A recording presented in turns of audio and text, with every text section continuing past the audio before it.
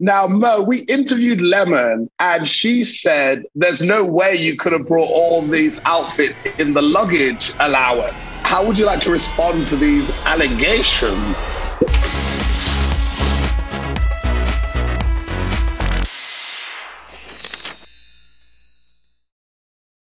Hello, Mo, baby, reunited once more. Yes. Reunited. Welcome to the Drag Race Yearbook. And as it's your first time here, I'm going to explain how it's going to work, okay? We're going to have a little kiki and talk about your time on Drag Race UK versus the world. Okay. Also, going to ask you to nominate your fellow queens in our Juicy Yearbook category. And the only rule is you can't nominate yourself. Got it? Okay. Category is biggest drama queen. The biggest drama queen of the season, Jimbo. And can I ask why that is? Well, we all watched the same tapes. We did. And that was it. Because there was a lot of drama on the season.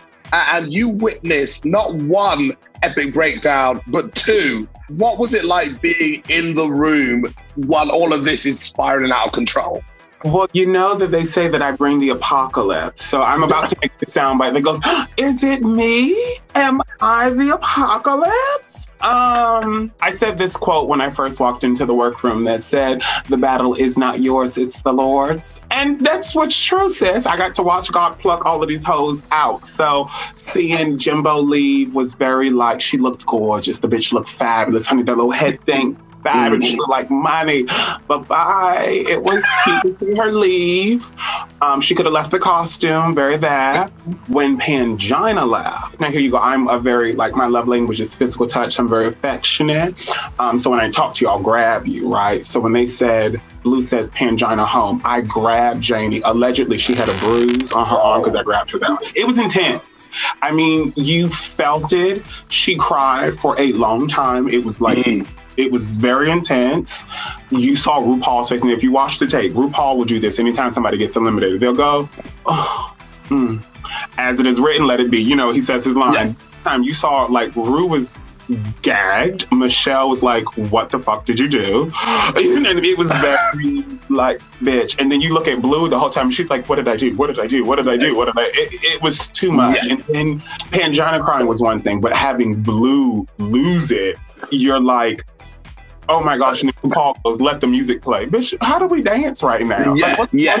We could feel it. People online are saying the All Stars rules should be cancelled and this, that, and the other. What do you think about that? What are the All Stars rules? I don't know. Can you tell me that? Just about sending each girl home. It should be that the judges should be doing the sending and the girls should just compete.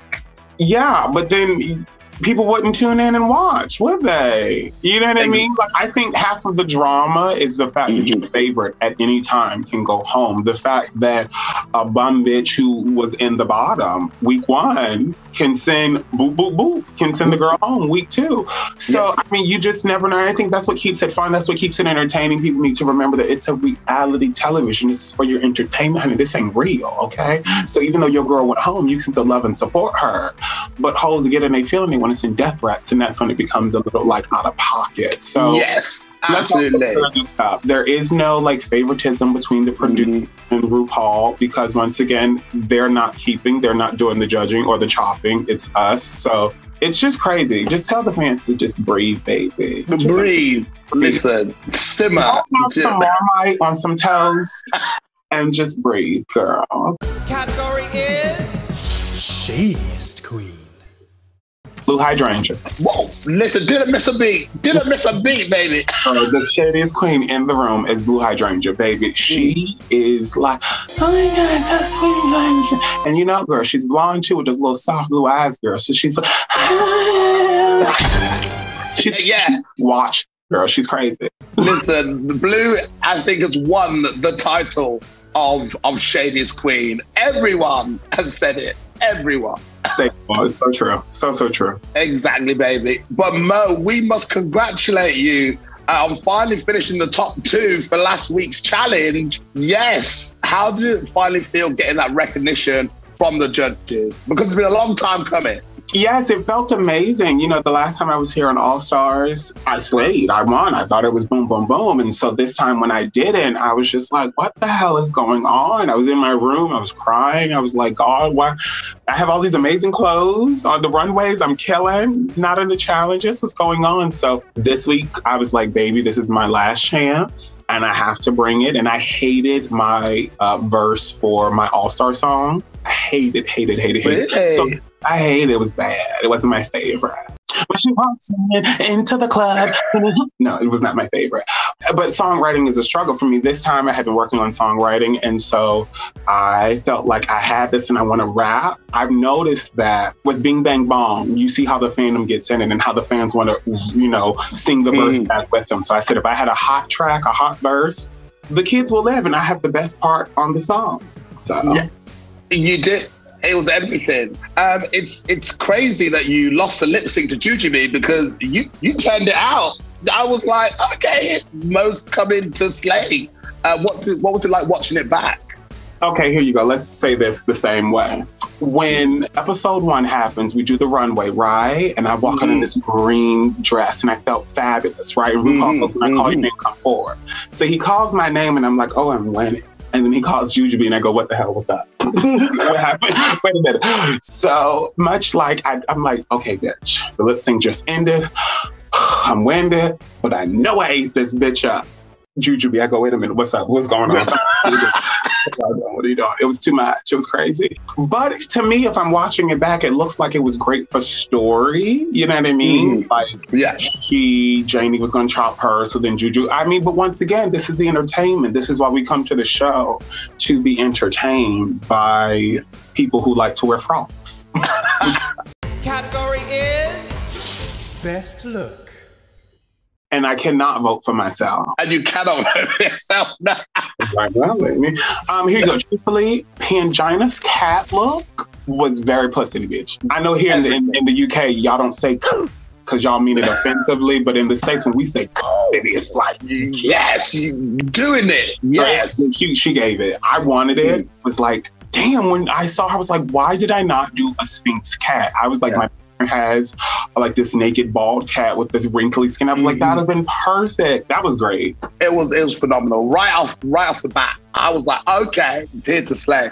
You've had some incredible runways. Baby, you left no crumbs, nothing. You ate. Everyone is gagged about your Butch Queen look. Can you tell us a little bit, tell the kids a little bit about it, baby? I really wanted to, I mean, here we go, knowing our culture. And, you know, there was funny because there was a little backlash about how could RuPaul have a Butch Queen category, but hasn't had a drag king on the show. I was like, what? I was like, clearly I don't know queer categories or queer culture, and knowing that this comes from the ballroom scene and that Butch Queen was an expression in a category.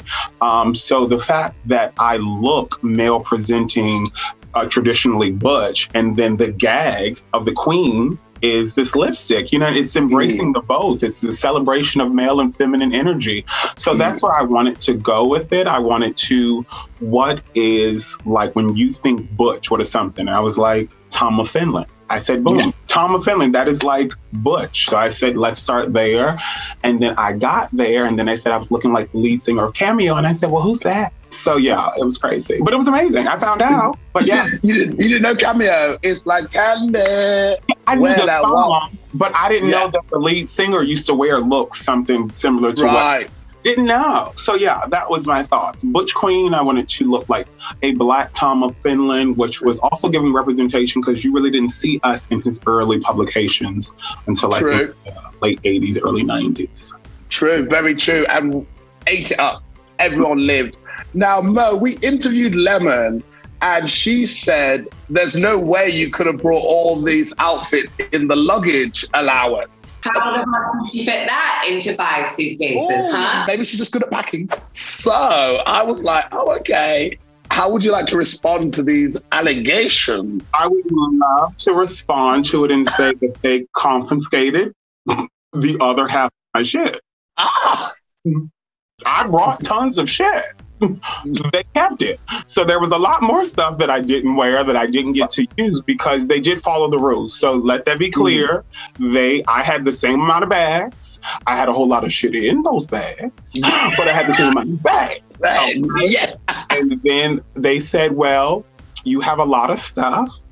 We're going to have to take some of it. And I said, oh my God, what are you going to do?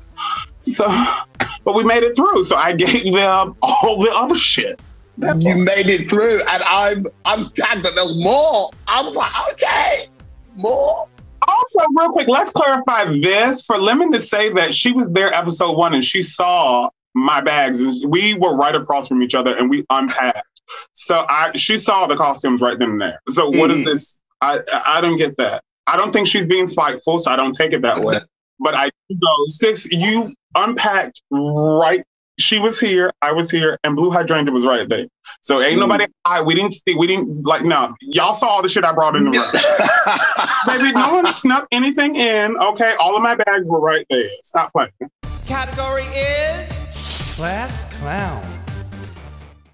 I would say either Pangina or Juju. Like, I felt like they, like, kikied and like, joked a lot more.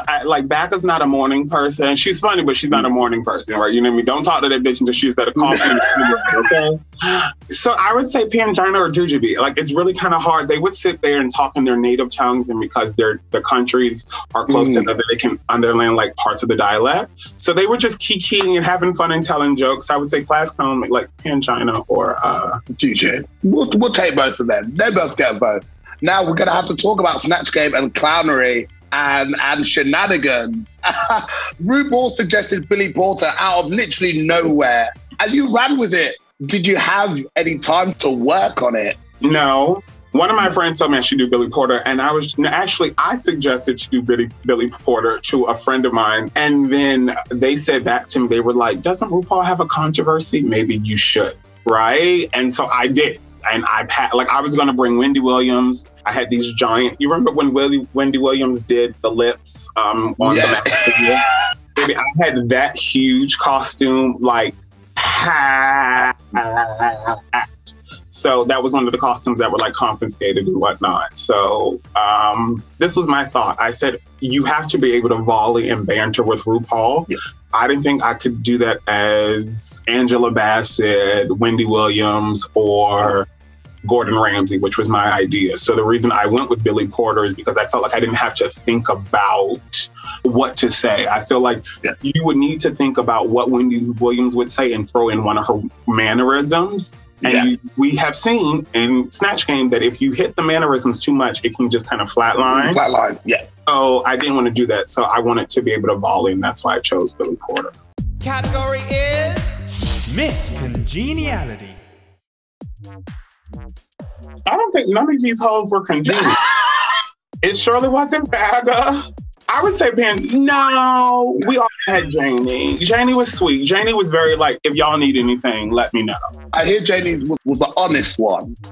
She is your sister from like any club that you've ever worked at, that you have like your drag sister. Like, she's that girl. She's honest. She's the kiki. She's not like drama, and she knows that like she's a superstar. So she's like, girl, what's up? What's good? Like, she's very that girl. Definitely got that energy. Well, you had a big old change.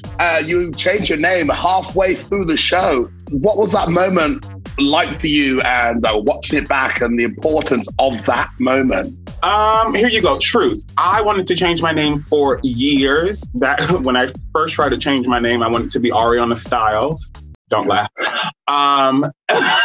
Then I started working on a skincare line before I got on the show, and I wanted to call it Mo Beauty.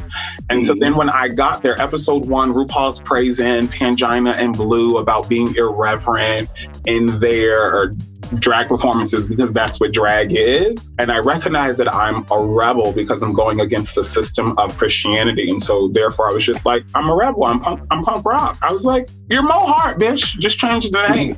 So I did. And I said, what better place to do it on the biggest stage in the world? And to have Mother Ru say the new name to the world It's amazing. So we're just waiting for Twitter and Facebook to catch up. But other than that, because the beauty line is great, the face masks, baby. Oh, thank you. Baby, they work. Yes. It's amazing.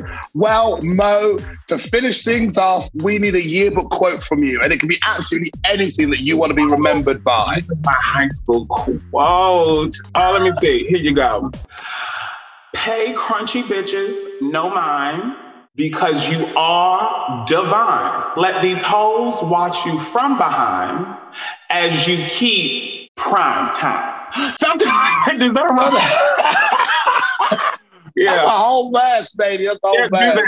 Or if you can't remember all of that, just go, y'all hoes gonna watch me on television. Goodbye. There you go. The edited version. There we go. Well, thank you so much, Mo. It's been honestly lovely seeing you again. I love you. I can't wait to see you tomorrow. I know that's right. Take care, baby, and have a lovely day. Mwah. Kisses and love. Bye.